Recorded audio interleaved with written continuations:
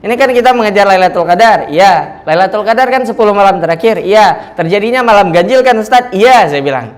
Malam ganjil mana Ustaz? Maksudnya versi pemerintah atau Muhammadiyah? Terlalu jauh daripada ilmu sehingga membuat hal-hal seperti ini terjadi di dalam kehidupan kita. Berapa kali kita mengutuk Israel?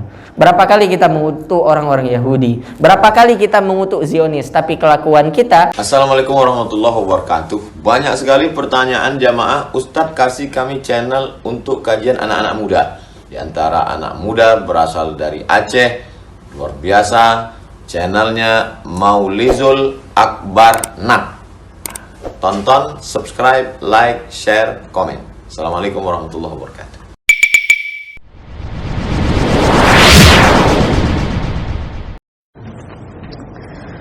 Baik, bismillahirrahmanirrahim.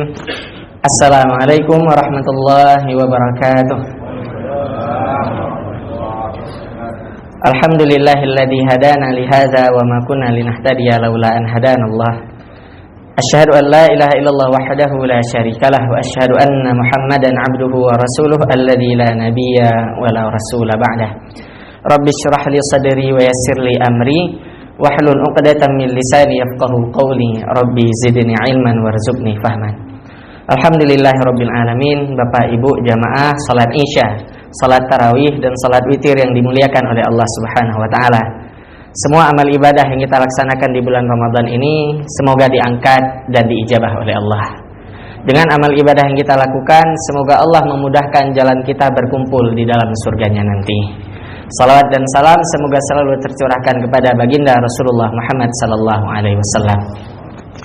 Bapak Ibu jamaah yang dirahmati oleh Allah Subhanahu wa taala, saya dengar tadi Tengku Muslim ceramah, saya udah nggak jadi ceramah rencananya.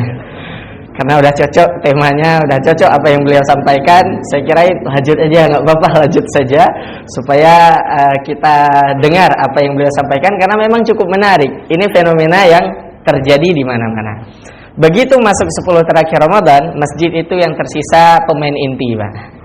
Penggembira bubar semuanya. Begitu masuk 10 akhir Ramadan, berangkat ke masjid, payah tanya ngile, tahu dang imum teu malah. Tengku pulan dang imum, oh hang kemah saja masjid, pakai hadrek beda imum kayaknya.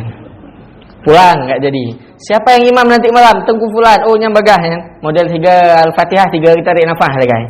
Itu semangat kita pergi ke masjid. Maka ini yang memang diuji di akhir-akhir Ramadan. Inilah juga yang disampaikan oleh Nabi sallallahu alaihi wasallam, sesungguhnya amal itu dilihat di akhir. Maka di akhir ini kita kembali lagi ke seperti awal. Awalnya itu bukan ketika Ramadan, tapi di luar Ramadan. Seperti tadi dikatakan, masjid kembali diisi oleh orang-orang tua, oleh orang-orang sepuh. Memang agak lain begitu masuk ke dalam masjidnya, bebemnya angin. Pakai orang tua mendung di dalam. Jarang sekali kita mencium bau-bau segar anak-anak muda sekarang. Nah, maka ini adalah hal yang mahal di bulan Ramadan. Ketika memang Allah berikan kepada kita itu hidayah untuk datang ke masjid, untuk nyaman di dalam masjid, menjadi tamu Allah, kemudian diistiqomahkan di dalam, gak hanya di bulan Ramadan tapi sampai di luar Ramadan, ini berat. Ini berulang kali saya sampaikan, istiqomah itu berat. Yang enak itu istirahat. Nah, kalau istirahat itu semua orang bisa. Maka Bapak Ibu jamaah rahimakumullah, sedikit intermezzo ya, serba-serbi Ramadan kita. Beberapa kali ketika saya ngisi ceramah itu, apalagi di akhir-akhir 10 Ramadan ini, jamaah banyak bertanya, Ustaz, kenapa kok sering sekali Muhammadiyah sama pemerintah beda? Saya simpel jawab, nah inilah kekayaan khazanah keilmuan Islam, saya bilang. Gak masalah sama sekali. Ustaz, kenapa ada yang sholat 11, kenapa ada yang sholat 23? Juga gak masalah, saya bilang. Ada yang sholat 11 gak apa-apa, 23 gak apa-apa. Ada yang sholat 40 rakaat, ada yang sholat 60 rakaat juga gak masalah. Yang jadi masalah yang tidak sholat. Tanya gabu, belah radih sembahyang sebelah lemah. Belah radih sembahyang 50 leh, tapi cepat. Yang hendak sembahyang, kemu biar ya, pakai ni, empaki pai dalam masjid.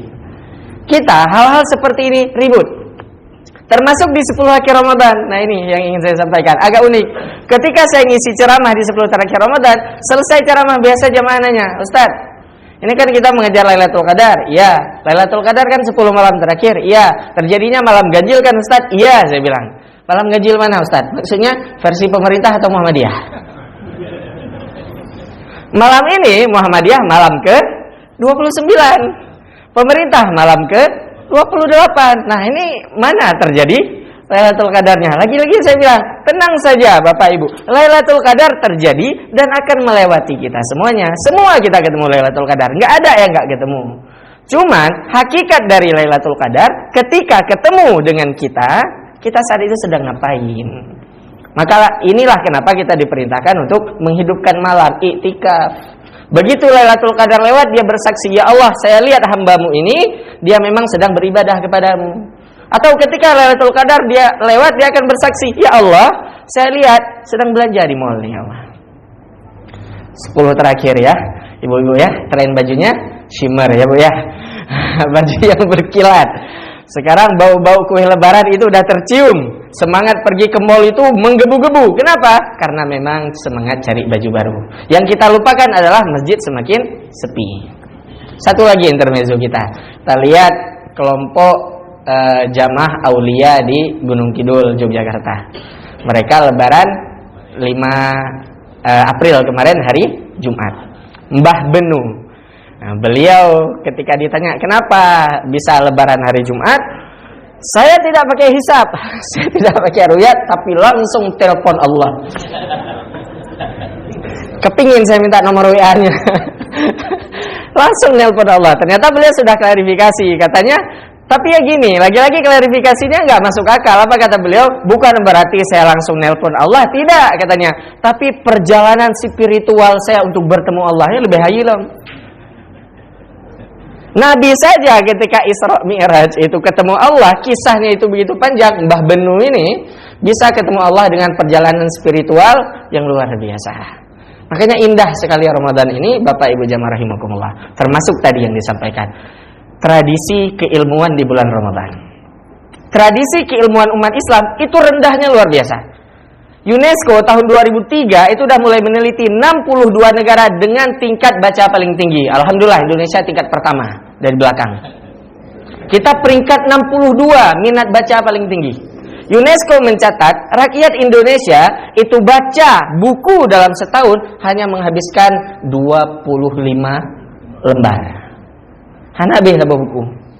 Orang Indonesia itu tipikal adalah begitu dikasih buku baru lihat cover katanya ini. Gak sanggup mikir orang Indonesia itu. Malasnya luar biasa ketika kita disuruh baca buku. Maka kalau kita lihat sebenarnya Islam itu menghargai semua aktivitas kita yang berkenaan dengan ilmu. Orang yang gak tahu bagaimana Allah menghargainya. Ketika seseorang yang tidak tahu berbuat salah, Allah maafkan. Ketika seseorang belajar, Allah berikan pahala yang berkali-kali lipat untuk dia. Kita tahu belajar Al-Quran. Orang yang lancar, maka mereka bersama para malaikat. Orang yang terbata-bata, dia mendapat 2 pahala. Begitu kita belajar, kita paham. Setelah kita paham, kita amalkan dulu untuk diri kita. Dan setelah kita amalkan, baru kita membagi kepada orang lain. Maka semua yang berkaitan dengan ilmu, itu Allah suka. Lagi-lagi masalahnya di kita. Kita dengan ilmu, itu jaraknya jauhnya luar biasa. Dan ini yang membuat, kenapa agama Islam itu tertinggal. Ignaz Goldziher, seorang orientalis muslim, dia berkata apa? Agama yang paling terbelakang itu Islam. Kenapa? Karena kita tidak pernah visioner. Ada apa-apa ke belakang, ke belakang, ke belakang, ke belakang terus. Tidak pernah berpikir ke depan. Maka Bapak Ibu jamaah rahimakumullah, terjadilah kasus yang namanya korupsi 271 triliun. Bapak Ibu, 271 triliun kalau dibagi ke jemaah kita, satu orang 1 miliar, nggak habis uangnya itu. Kita bilanglah jamaah kita ada 100. 1 triliun berapa miliar, Pak? 1000 miliar. Itu kita bagi satu orang 1 miliar di masjid ini, lebih peng. Bayangkan 271 triliun itu beli kerupuk. Tenggelam dunia ini. Tapi kenapa hal ini bisa terjadi? Kekayaan di Indonesia, SDA kita tinggi, SDM kita rendah. Sumber daya alam kita itu tinggi, makanya timah ini dibilang kalau seandainya tidak dikorupsi, itu rakyat di Belitung itu bisa dapat tiap bulannya 30 juta per kepala. Sama halnya seperti Freeport. Freeport itu kalau seandainya kita punya SDA yang cukup, beban keilmuan yang mampu, kapabilitas keilmuan juga yang hebat, nggak akan diambil itu sahamnya sama Amerika. Di Aceh kurang apa SDA kita? Sumber daya alam kita melimpah, tapi orang Aceh kerja cukup berabeh. Mohon maaf, bukan kita menjelekkan suku kita, tapi memang faktanya seperti itu. Begitu kita bilang kenapa orang Aceh, iyalah kamu kan keturunan raja. Jadi mentang bagi gupi berharap uang dapat sebanyak-banyaknya. Begitu diperintahkan untuk kerja, untuk belajar, malasnya luar biasa. Bapak Ibu jamaah rahimakumullah, maka ini menjadi problem kita saat ini. Begitu kita jauh dengan tradisi ilmu, politik kita hancur. Ekonomi kita hancur. Bagaimana sistem kapitalis? Bagaimana budaya kita hancur? Bagaimana kehidupan keagamaan kita juga hancur. Semua hancur gara-gara apa? Ilmu. Maka Rasul sallallahu alaihi wasallam ketika membangun peradaban beliau mulai dari ilmu dulu. Nah, baik Bapak Ibu jamaah rahimakumullah, perhatikan kata-kata dari seorang politikus Israel, sekaligus panglima tinggi militer Israel. Dia mati, saya tidak bilang wafat. Dia mati tahun 1981. Namanya Moshe Dayan.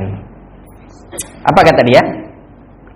Apakah kalian berpikir kami Israel akan takut kepada umat Islam? Tidak. Kami tidak akan pernah takut dengan umat Islam. Kenapa? Kata dia. Pertama, umat Islam adalah umat yang tidak gemar membaca. Dia lanjutkan, apabila umat Islam gemar membaca, maka mereka nggak paham apa yang dibaca. Apabila dia paham apa yang dia baca, maka umat Islam tidak akan mau mengamalkannya.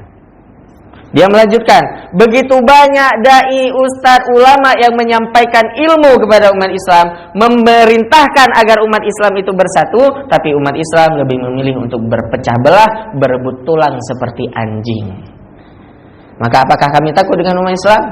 Tidak, kami tidak akan pernah takut.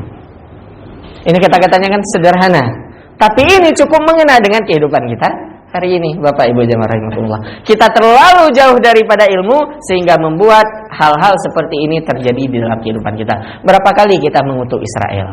Berapa kali kita mengutuk orang-orang Yahudi? Berapa kali kita mengutuk Zionis? Tapi kelakuan kita tidak pernah mencerminkan bahwa kita ingin membantu saudara kita di Palestina. Dia masih melanjutkan. Moshe Dayan masih bilang, kapan umat Islam bisa mengalahkan kami? Kapan kita bisa mengalahkan orang Israel? Dan ketika kata-kata ini dia sampaikan, saya merasa sangat tertampar. Dia mengatakan, kapan umat Islam bisa mengalahkan kami? Apabila umat Islam sudah tahu cara membuat garis lurus sebelum naik bis, kemudian mereka antri di belakang garis itu secara tertib. Serendah itu kita dalam pandangan mereka. Ada bus, kemudian dibuat garis kecil dan kita antri di belakang. Disitulah orang Israel mengatakan, Moshe Dayan mengatakan, di situ baru orang Islam bisa mengalahkan kami. Ini hal yang simple, cuman ngantri, budaya ngantri, tapi kita nggak bisa. Kenapa? Lagi-lagi gara-gara keterbatasan ilmu kita. Bapak Ibu jamaah yang dirahmati oleh Allah Subhanahu wa taala, di bulan Ramadan ini tradisi ilmu harus dihidupkan, dan inilah yang kita kerjakan selama 1 bulan full ini. Kita belajar, dan gak cuma belajar, kalau bisa dipraktekkan. Termasuk tadi yang disampaikan, akan sangat sedih apabila selama Ramadan ini kita belajar, ternyata Bapak Ibu, kita ini punya nafsu yang cukup besar, tapi ternyata nafsu itu bisa kita tundukkan ketika bulan Ramadan. Tapi nanti ketika keluar Ramadan, kalah lagi. Selama Ramadan ini kita diajarkan, dosa kita banyak, tapi Allah mengampuni kita. Siapapun kita yang datang ke masjid ini bukan orang baik. Ini kita pelaku maksiat semua. Maka masjid ini bukan tempat orang soleh, bukan tempat orang alim, bukan tempat orang abid, enggak ada. Allah tidak menyediakan sejengkal tanah pun untuk orang soleh, untuk orang abid, enggak. Kenapa? Kecil harganya. Tapi masjid kita ini untuk siapa? Untuk pembohong, pendusta, pezina, perampok, pelaku maksiat. Semua datang ke sini bersimpuh di hadapan Allah meminta ampunan Allah. Itu tujuan kita datang ke sini. Bukan kita merasa diri kita yang paling baik, tidak. Kita tahu nafsu kita begitu besar, tapi ternyata Ramadan ini mengajarkan kepada kita bisa tahan. Cuma Bapak Ibu jamaah rahimakumullah, nanti kita akan dikalahkan lagi. Nah, ini yang akan menjadi PR kita ke depannya setelah Ramadan. Kita mampu sholat malam seperti ini, berapa lama pun. Kita juga mampu bangun tengah malam, sepertiga malam untuk sholat. Kita juga mampu baca Al-Quran full, kita khatamkan selama Ramadan. Pertanyaan paling besar, apakah Al-Quran ini lantas dimuseumkan setelah Ramadan? Sampai berdebu. Kapan dibuka lagi? Kalau ada anggota keluarga yang kesurupan. Nah, itu baru cari Quran lagi. Nah, ini kalau seandainya terjadi seperti yang disampaikan tadi, maka belum tentu Ramadan ini menjadi pengubah pribadi kita menjadi lebih baik. Sebagai penutup, Bapak Ibu jamaah rahimakumullah, di dalam kitab Lataiful Ma'arif, Ibnu Rajab Al-Hambali berkata, qala ba'dus salaf. Sebagian ulama salaf itu berkata terkait bulan Ramadan, kanu yad'una Allah sittata asyhurin ayyuballighahum Ramadan. Orang-orang salih dulu itu punya kebiasaan 6 bulan sebelum ketemu Ramadan, mereka meminta, berdoa sambil meneteskan air mata kepada Allah, ayyuballighahum Ramadan, agar ketemu dengan bulan Ramadan. Setelah 1 bulan mereka ketemu Ramadan, kanu yad'una Allah sittata asyhurin ayyataqabbalahu minhum. 6 bulan sebelum Ramadan minta dipertemukan Ramadan. Setelah ketemu Ramadan, mereka menangis di hadapan Allah, minta supaya apa? Amal ibadahnya selama Ramadan diterima oleh Allah. Ini yang dilakukan oleh ulama salaf. Hidupnya cuma menunggu Ramadan. 6 bulan sebelum Ramadan minta ketemu Ramadan. 6 bulan pasca Ramadan, ya Allah, semoga amal ibadah kami diterima di bulan Ramadan. Bapak Ibu jamaah rahimakumullah, saudara-saudara kita yang mungkin saat ini sudah tidak ada di sisi kita, artinya mereka sudah meninggal. Ramadan tahun yang lalu mereka masih berpikir kami akan ketemu dengan Ramadan tahun ini. Tapi ternyata Allah berkata lain. Pun sama dengan kita, cuma 2 malam lagi kita tarawih, malam ini dan malam besok. Tapi hati kita berkata, ya Allah, insya Allah saya akan ketemu dengan Ramadan tahun depan. Itu kan yang kita pikirkan. Ketika Allah menetapkan kita wafat dalam waktu dekat ini, apa yang terjadi?